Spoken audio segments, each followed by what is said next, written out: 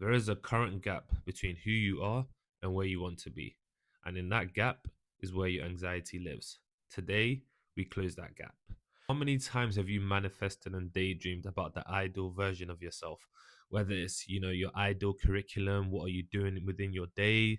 What is your purpose? Maybe it's your looks, maybe it's your finances, maybe it's your fitness, your physique, whatever it is. Me and you both know you have manifested and daydreamed this ideal, perfect version of yourself time and time again. And then you look at your current life and you just think, what is it going to take? Something has to give for me to actually achieve this goal. And I would go as long as saying that the reason why you even think like that is because you know you can reach it. It's almost like the future version of you is saying, listen, I'm here already. I just need you to catch up. You know you're capable of doing it, which is the reason why the thought is even in your mind in the first place. Otherwise, you'd be as common as other people who don't even have a thought in their minds to become better. Do you understand what I mean? Some people cap themselves. Sometimes they go as far as even destroying themselves. Self sabotage. It is a real and common thing. The problem with high potential anxiety is that it is high potential anxiety. So what ends up happening is you think of something, you also think of 10 negative outcomes, so you take zero action and you're paralyzed by your own intelligence, paralyzed by your own mind. You see, our brain is a very, very interesting organ. It can either be on your side or against you, and it's either or on both sides of the spectrum. It's not, you don't really ever get into like a balanced stage. Sometimes you do, but you will find that it sways to a certain area, which is the reason why overthinking is a thing. Negative thinking, negative outcomes. We've all had very negative experiences in our past, past trauma. We've all been caught like a deer in the headlights thinking, how did I get in this situation? What is going on? Will I ever move forward? And here we are today, obviously moving forward, but we do still have those scars and wounds. Unfortunately, those scars and wounds can also prevent us from being the best version of ourselves going forward. So it's your past affecting your present and thus your future. You need to get to a point where you just do things. You just do things and you observe. Don't attain such high results to a certain thing. Don't pedestalize a certain result. Don't think, oh my God, I need to have this thing or else I'll never be happy. No, just do the things that make you content. Do the things that make you feel alive. Do the things that make you think, yes, I am fulfilling my potential. I feel alive in this moment. Whatever it is, whatever your purpose is, I don't know it. I think you do, or at least you want to find out what it is. Just do what makes you feel alive. But whatever you do, don't get stuck in your mind, because once you get into that loop, it is very hard to get out of it. You need to learn how to, again, turn your brain into an ally rather than an opposition, because your brain will say things that are negative that you might actually think are true. Then you might think, oh, I'm protecting myself, my brain is protecting me, when it's actually stopping you from moving forward. That's the funny thing about your brain. Now my next point is going to be about a very, very dangerous problem, and I see it all the time with Gen Z, and it is the biggest and most, I would say, most negative affecting drug that there is, and that drug is comfort. See, the thing about comfort is it's not painful enough to make you to want to change, but it's also not good enough to make you happy.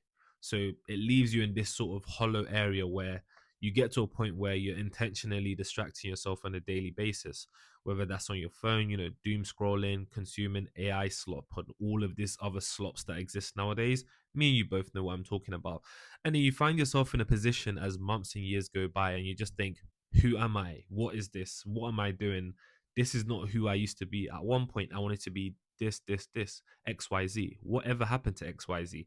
And it's almost like you were almost just pushed into this corridor and you just mindlessly do things. Do you understand what I mean? And you come out the other side thinking, what the hell was that? See, it's very, very important to avoid comfortability or get comfortable with being uncomfortable. What do I mean by this? So start to do things that you wouldn't normally do. Start to expose yourself to certain things. Put yourself in difficult scenarios. And I don't mean like in depth or anything silly like that.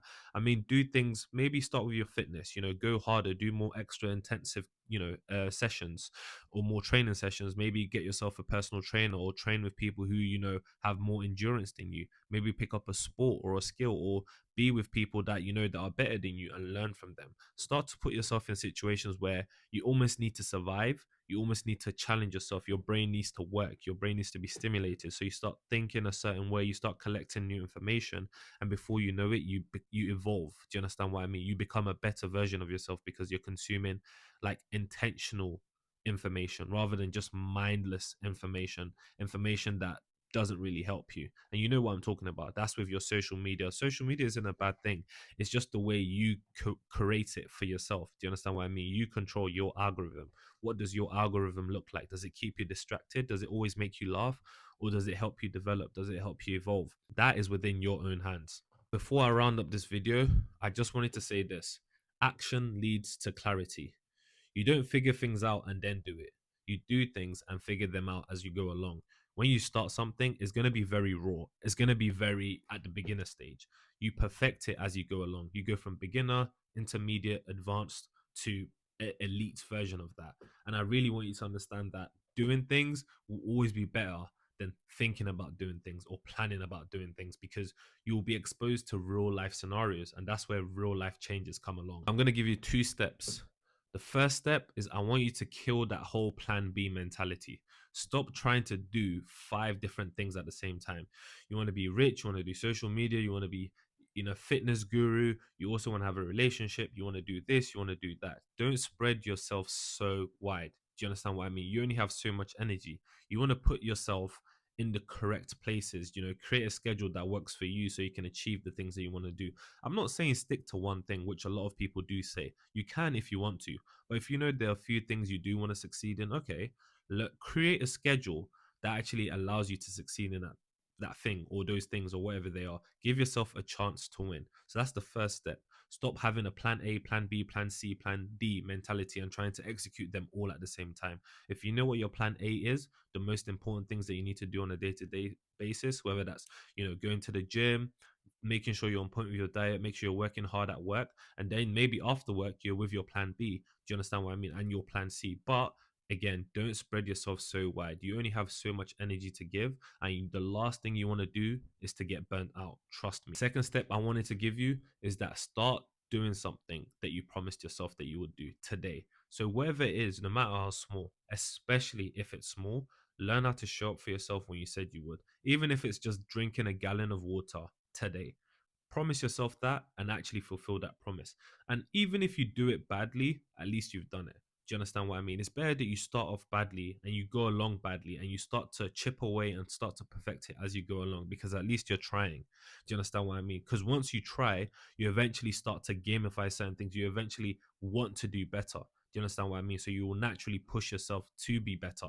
And then naturally you will extend your goals, and you'll start to push yourself. And before you know it, you are achieving your potential. You are already successful because you have those standards and you're meeting those standards on a day-to-day basis. How many other people can say that? Not a lot of people. So trust me on this. Now, to sign out, if you're tired of this comfort trap, if you're tired of your high potential anxiety, make sure you subscribe. Make sure you follow all of my social media pages. You can drop me a message as well. We can talk and then we can just sort of see how can I help you if you are serious about receiving help from myself, and if you see myself as someone that can actually impact your life in a positive way.